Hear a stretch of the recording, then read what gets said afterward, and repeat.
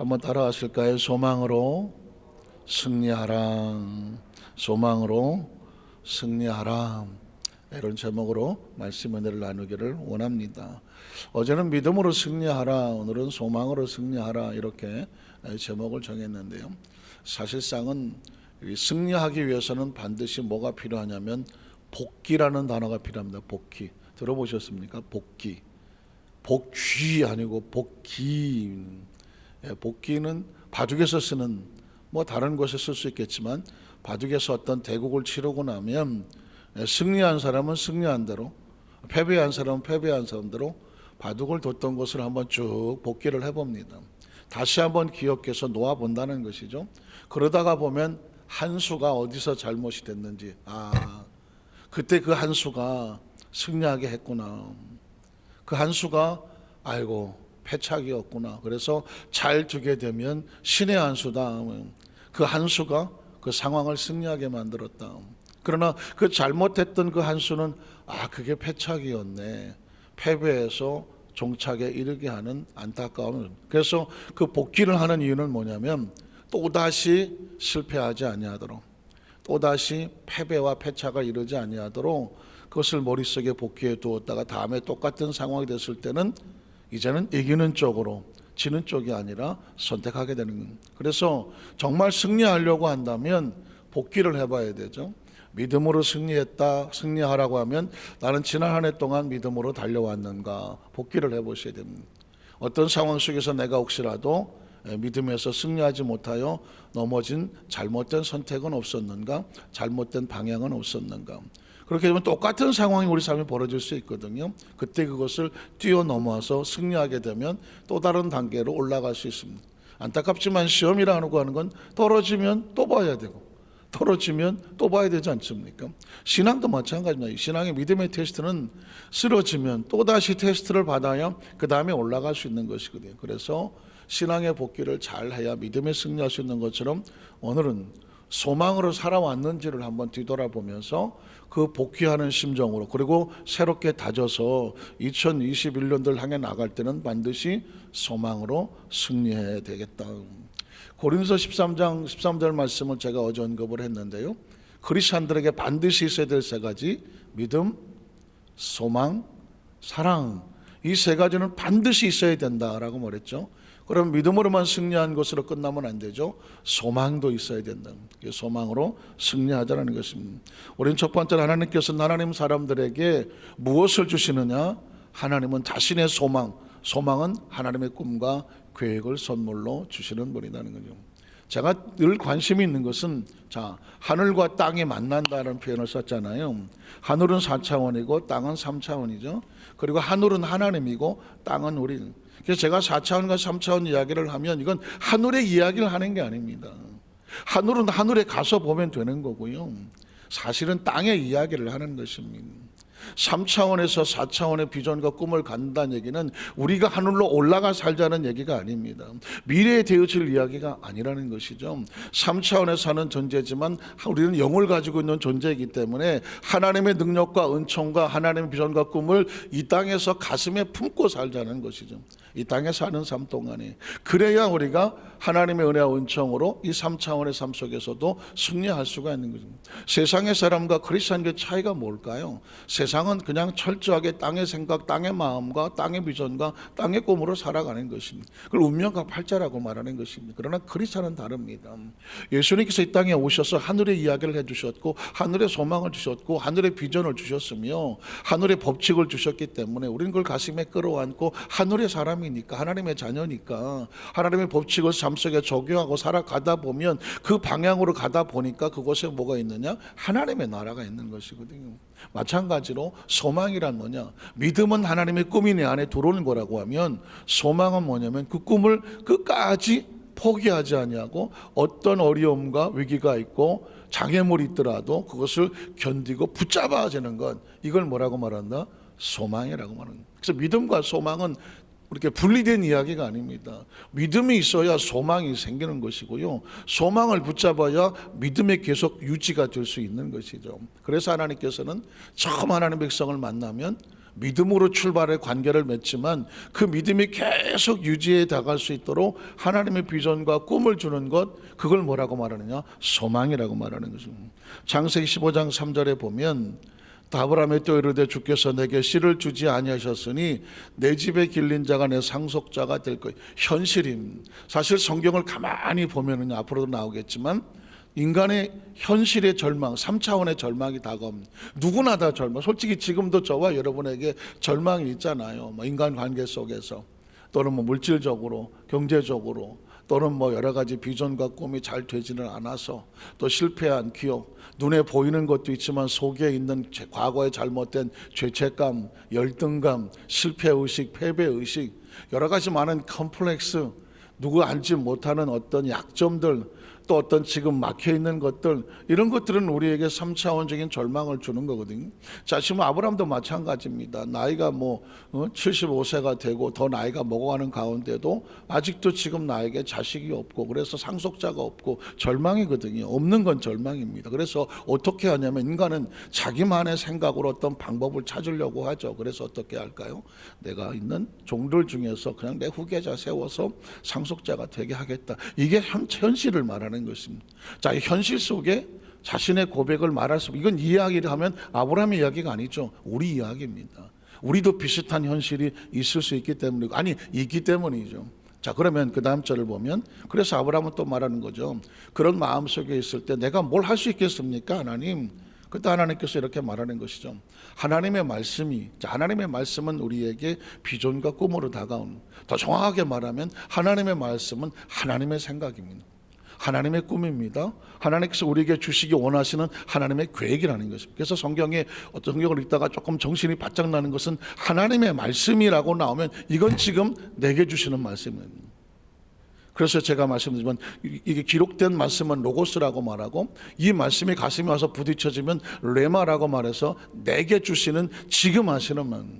그래서 지금 하나님께서 아브라함에게 이렇게 말하지 않습니까? 그 이마에 이르실 때 그 사람이 네 상속자가 아니다. 무슨 말입니까? 아브라함의 생각과 하나님의 생각이 충돌하는 것입니다. 사실 크리스찬은 늘 경험하는 거 아니겠습니까? 내 생각과 하나님의 생각이 충돌하는 겁니다.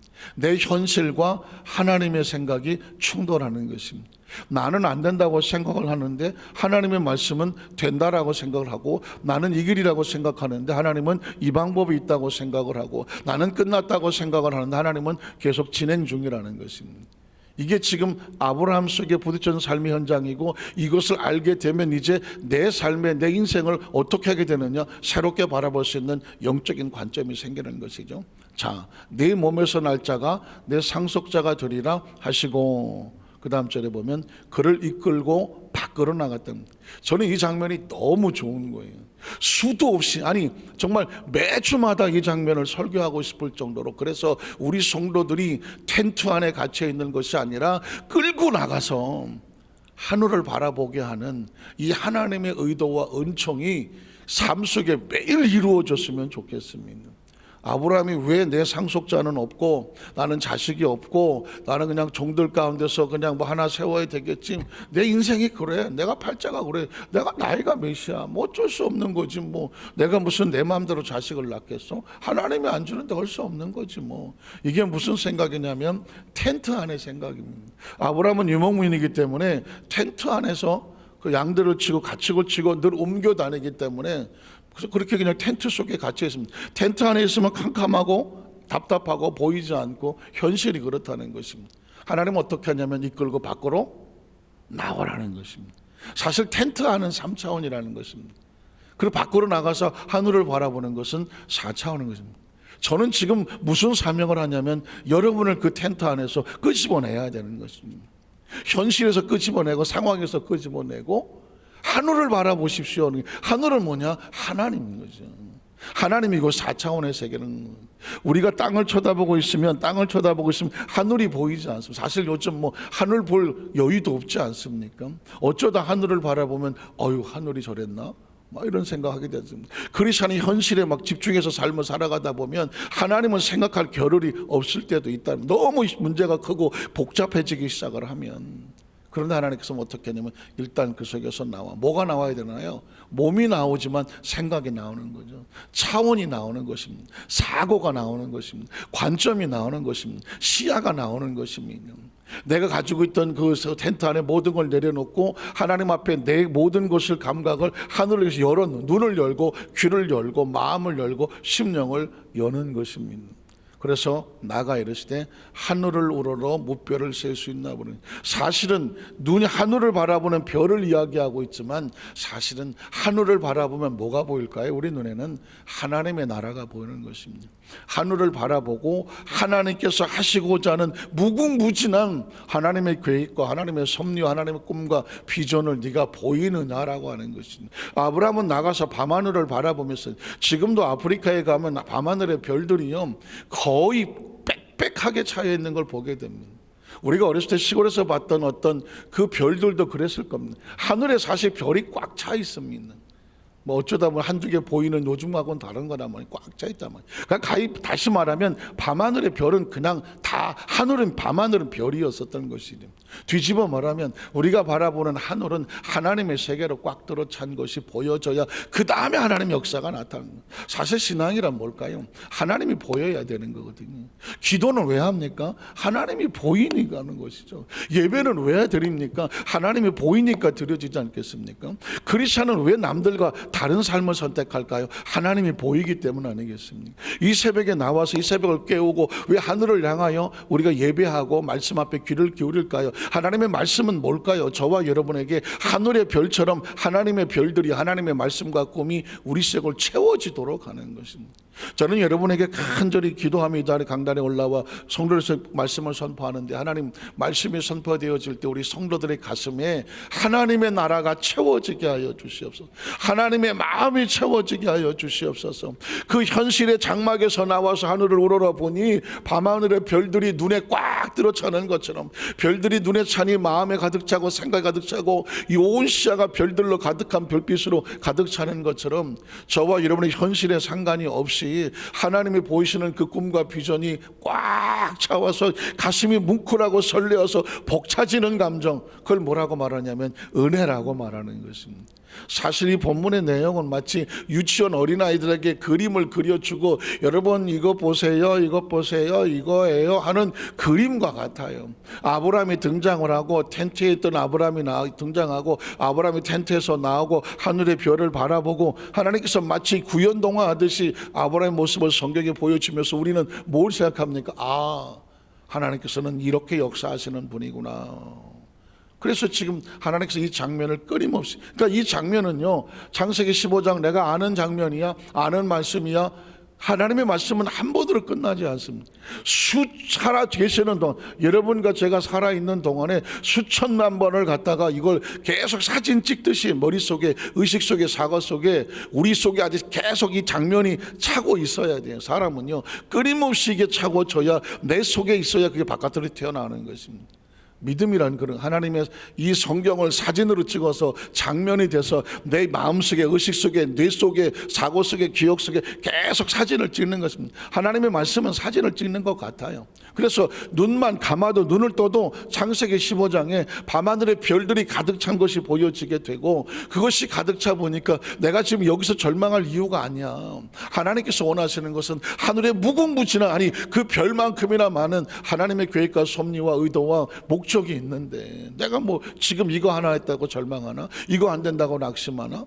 하나님은 무수히 많은 방법으로 지금도 우리를 이끌고 초대하고, 그래서 같이 붙으면 밤하늘에 하늘로 우리를 초대하시는 하나님의 모습을 보게 되는 것이죠. 그래서 무뼈를 셀 수 있나 봐. 사실 셀 수 없는 거거든요. 셀 수 없는 것은 하나님의 능력 아니겠습니까? 자, 보라, 또 어떻게 합니까?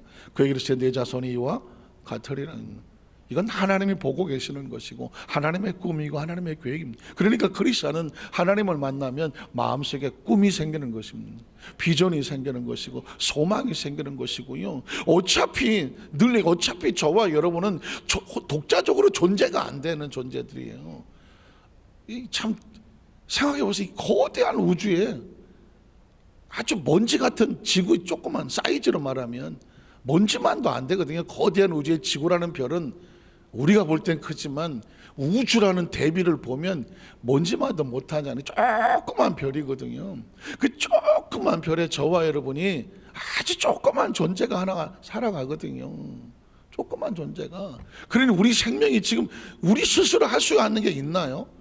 뭐 별을 내 마음대로 합니까? 태양을 내 마음대로 합니까? 사시사철을 내 마음대로 합니까? 무슨 하늘에 무슨 바람이 어쩌고 땅을 땅 속의 지진을 내 마음대로 합니까? 내 마음대로 할 수 있는 거 아무것도 없습니다.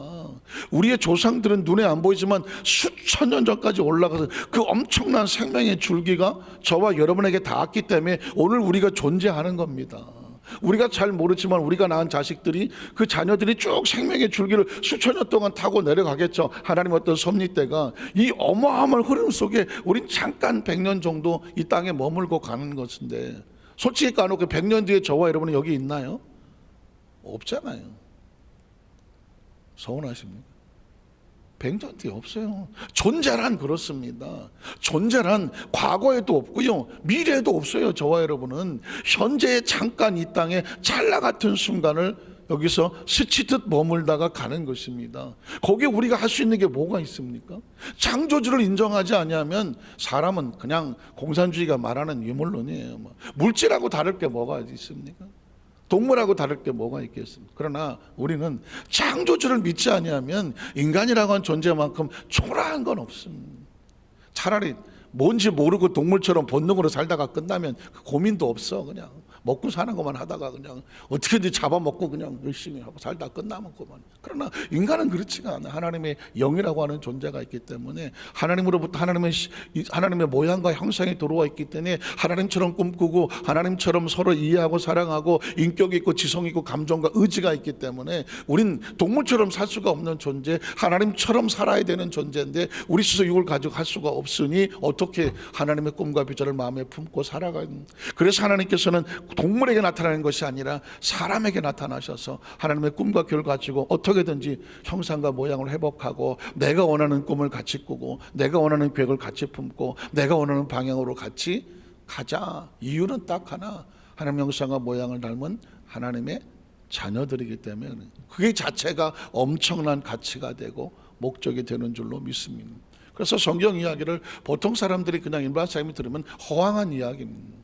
아니 나이 75세 돼서 자식도 없는 사람에게 내 자손이 이와 같으리라. 당사자인 아브라함이 들어도 참 기가 막힌 이야기를 하나님 하고 있는 거 아니겠습니까? 그러나 기억하십시오, 하나님이라는 존재를 인식하고 나면 나머지 이야기는 아무 얘기도 아무것도 아니에요. 그냥 자연스러운, 그래서 기적이 상식이 되어지고 저와 여러분의 하나님의 존재가 머릿속에 박히면 나머지 모든 것들은 그가 하신다 할 수 있는 고백이 생겨나는. 그래서 성경을 왜 읽고 성경을 말씀을 왜 듣겠습니까? 하나님의 존재가 구체적으로 우리 속으로 꽉 들어차서 똑같이 살아가는 것 같지만 우리 안에는 하나님의 나라가 움직이고 하나님의 생각이 움직이고 하나님의 꿈으로 움직여지는 것입니다.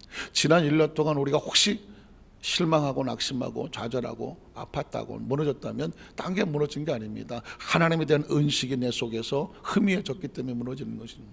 이걸 무장하자고 하는 얘기는 지금 하나님께서 아브라함을 무장시키고 그 다음 세계를 나가기 위해서 하나님의 꿈을 주는 것처럼 저와 이 꿈을 꾸어야 2021년도 의미가 있고 가치가 있고 목적이 있는 것입니다. 그 다음 절로 보고 말씀을 마치겠습니다. 아브라함이 하나님을 뭐 했다? 믿었다. 자, 믿고 어떻게 합니까? 하나님께서 이를 그의 의로 여기셨다. 그리고 그 다음 절에 보면 뭐라 그럴까요? 여기시고 그가 하나님 말씀을 따라갈 때 나는 너를 이 땅을 너에게 주려고 소유하게 하려고 이끌어낸 야훼 하나님이다. 지금 아브라함은 하나님이 주신 땅으로 왔는데 무슨 일이 어떻게 벌어질지 모르고 있기 때문에 고민하고 텐트 안에 있는데 하나님 뭐라고 하면 나는 너에게 네가 갖고 살 땅까지 예비하고 너에게 주려고 기다리고 있는 하나님이다 라고 말씀하고 있는 것입니다. 2021년 어떻게 될지 누가 알겠습니까? 2020년도 진짜 생각지도 못한 일이 벌어졌어. 그 안에서 하나님 안고 오셔서 정말 12월 달까지 잘 달려오신 것 아니겠습니까? 2021년 어떻게 될지 진짜 누가 알겠습니까? 그러나 이 말씀만 가슴에 끌어안으면 현실에 바로 온 세계가 막 코로나 난리를 치고 앉아있는 이 상황 속에 이 텐트에 갇혀 있는 상황 속에서 하나님의 사람은 땅을 바라보는 것이 아니라 하늘을 바라보는 것입니다. 밤하늘의 별처럼 하나님 갖고 있는 계획과 꿈은 무궁무진하게 있으니 어떻게 하느냐. 땅을 보고 낙심하지 말고 하늘을 바라보고 하나님에 대한 믿음의 소망을 가지고 무장해라. 이거는 하루로 끝나는 것이 아니라 매 순간 분초마다 저월 평생의 이 말씀이, 제가 또 수도 없이 본문 가지고 말씀할 거예요. 그러면 아유 똑같은 말씀을 왜 하실까가 아니라 혹시 내가 이걸 잊어버리진 않았는지, 얼마나 채워졌는지 충만해졌는지 다시 한번 되새기며, 여러분 밤하늘의 별이 아니라 하나님의 꿈과 비전이 우리의 의식과 사고를 통제하고 지배하고 다스려서 내가 말하는 것이 하나님의 말씀이 되고, 내가 꿈꾸는 것이 하나님의 꿈이 되고, 내가 계획하는 것이 하나님의 계획이 되고, 나의 비전이 하나님의 비전이 되고, 결국 하나님 예비한 그곳에서 항상 내가 움직이는 것은 하나님의 작품. 우리 모든 성도들 되시기를 주님의 이름으로 축원합니다. 기도하겠습니다. 하나님 아버지 감사합니다.